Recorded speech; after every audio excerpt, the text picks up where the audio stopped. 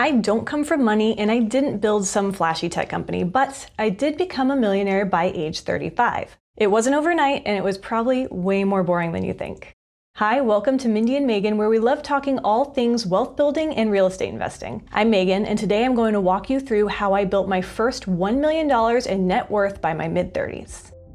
Two important key points about net worth before we move on. First of all, net worth does not equal cash or cash flow or income. Net worth is a measure of all the assets you own minus any liabilities you have on those assets or in general. So let's say the only asset you own is a $200,000 home and you have a $150,000 loan or liability on that home, then $200,000 minus the $150,000 loan equals $50,000, and that is your net worth. This is not money that you're living off of, it's a measure of how everything that you've built so far, what that totals to, and that is what your net worth is. So it's not money that you're living on day in and day out, although the assets that you build, hopefully over time, will build up enough income to support you as well. The second point I want to make is that everyone's path is different. I'm not sharing any of this to brag or to say this is the way to do this. I just thought it would be helpful to see one example that will show you how I built, and then you can find your own path going forward. I'm not saying you can or should or will build your first million the way I did. This is just my story. So let's start at the beginning where I started. I did go to college right after high school. I was fortunate to have parents who were able to help me cover the cost of college. So I had a scholarship, and then my parents and I split the remainder of the cost of college. So I did take out loans and I did leave undergrad with some debt. However, I joined the United States Marine Corps as an officer, and they actually had a college loan repayment program in place. So I was very fortunate to join at the right time when they were offering this, and it wiped out my student loan debt, for me at least. My parents still had to pay their part back. After 4 years on active duty in the Marine Corps, I left and decided to take some time out of the workforce to go back to college. I went back to grad school for my MBA. This was a strategic move to try to build a higher income after my time in the Marine Corps, and it worked. I was able to land a great six-figure job in corporate America afterwards, but I was very limited on my time freedom. I did have a good amount of money coming in, and I was able to put money away in investments, traditional investments mostly, but I didn't have a lot of freedom and flexibility. And when I had my first child, I decided that this wasn't going to be what I was going to do forever. So my motivation to change, to get more aggressive with my investing, and to try new ways of investing came from my children, my desire for more time freedom, and the desire to design a lifestyle with a lot of flexibility and freedom to travel, to pick my kids up at 2:45 every day, and to really kind of build a life outside of the traditional 9-to-5 path. So let's get into it, my personal wealth building strategy. And really there were 4 pillars to what I did to build up to my first 1 million and then continue to build after that. First of all was income foundation. I did work to try to make sure I was getting as much as I could from the jobs that I was interested in doing. So I didn't put myself into a job I completely hated. I enjoyed what I did. I didn't love it, but I enjoyed it. And I really focused on trying to use my personal skills and interests to get the highest income I could. The Marine Corps was a great start because it taught me so much about leadership and discipline. I got to travel and I made some really good money, especially when I was deployed. That actually eventually became the down payment on my first rental property. And then I also made sure to go back for my MBA, my master's in business administration, so that I could get that higher paying corporate job afterwards. And that really allowed me to make a lot of money and supercharge my investing and how much I was able to set aside both in traditional and real estate investments. The second part of my wealth building strategy was just early, consistent investing. This is the slow, boring part. As soon as I graduated college, was active duty in the Marine Corps, and was getting my first paychecks, I set up a small but automatic investment into a Roth IRA every single month. And I started small. I think it was only $100 per month at first. But then as I got comfortable managing all my own finances, my first time being a true full adult, and I knew what I was doing with my money, and my consistent paychecks were still coming in, I started to up that over time to the point where I was maxing out my Roth IRA every year. Then when I got to my corporate job, I continued to max out my Roth IRA, and I took advantage of the 401k option at my work. The company that I worked for matched a certain percent. I think it was the first 3.5% or 4% that I invested. So I made sure that I invested at least that much, and I actually went as far as I could in my budget. I think I was investing at least 10% of my monthly paychecks into my traditional 401k with that company. I was also getting the match from them. I was also maxing out my Roth IRA every year, and I was setting aside money for other types of investments down the road, even though I wasn't quite to real estate investing yet.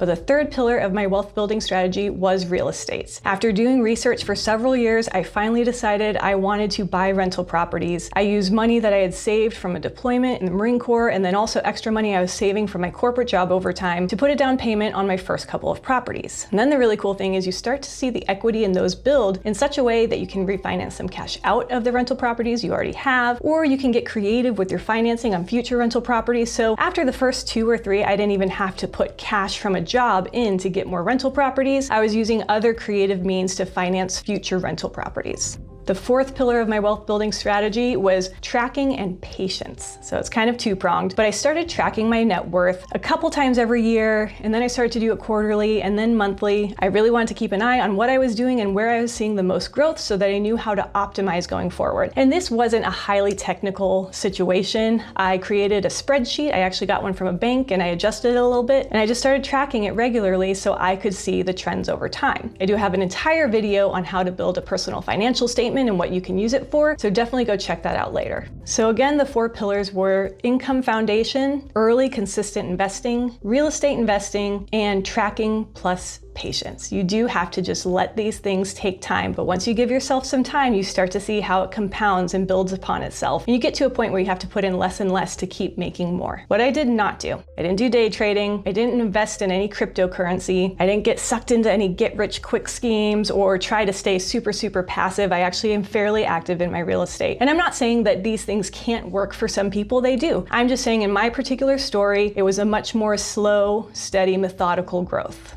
So what were the results? As you can see from this pie chart, by the time I was 35, 25% of my net worth was in cash that I was holding, another 32% was in stocks, 35% was in real estate, and then 8% was in all other. So this was personal property like my vehicle, things like that. So it was pretty evenly split between real estate, stocks, and to a lesser degree, cash that I was holding. Let's take a moment to talk about the hard parts of wealth building that no one ever talks about when we see these flashy videos of people in front of their fancy cars talking about how much money they make. First of all, the stress and the mistakes. When you set a goal for yourself, any goal, that naturally just puts pressure on yourself. And when you're trying to learn something new, that can be really stressful and you're going to make mistakes. I had times when I was trying to buy a property and I completely miscalculated things, or when I had a contractor ghost me and I had to spend an extra $10,000 to get the work done on time. I have mismanaged things at time or greatly overestimated what my after repair value on a property would be. Trust me, if there's a mistake out there, I've probably made it. Another aspect of this is sometimes it can feel a little bit lonely when you're trying to build wealth. There might not be a lot of people around you who have the same types of goals as you, and you don't have a lot of people to talk to about these things. Maybe people around you even kind of demonize building wealth and say that it's the wrong thing to be focused on. And hopefully it's not your only focus in life, but there's nothing wrong with wanting to build a better life for yourself and your family and maybe future generations. But it can feel a little bit lonely along the way. This is actually why I started my real estate networking groups. I have 2 of them here in the St. Louis area. If you're not here and can't join me at mine, definitely look up on Facebook or meetup.com to see what groups are in your area where you can meet some like-minded people. Another tricky one is delayed gratification. It is hard to say no to nice dinners out with your friends, or the clothes that you think would look super cute on you, or buying a decent used car instead of a super nice car like everyone else at your office drives. It can also be difficult to find the right balance. Some people, in my opinion, go a little too far with delayed gratification or a little too stringent on themselves. And I think I did that for a few years. And I actually had to kind of give myself permission to enjoy some little things here and there. So delayed gratification can be difficult in multiple ways in this process of building wealth. And finally, for me, a really big one was balancing motherhood and ambition. I always wanted more time with my children, but I also wanted a career or to be doing things that built wealth and made our lives better. And finding the right balance between those things can be very tricky, and it's something I'm still figuring out every single day. If you have any tips, please leave them in the comments for me.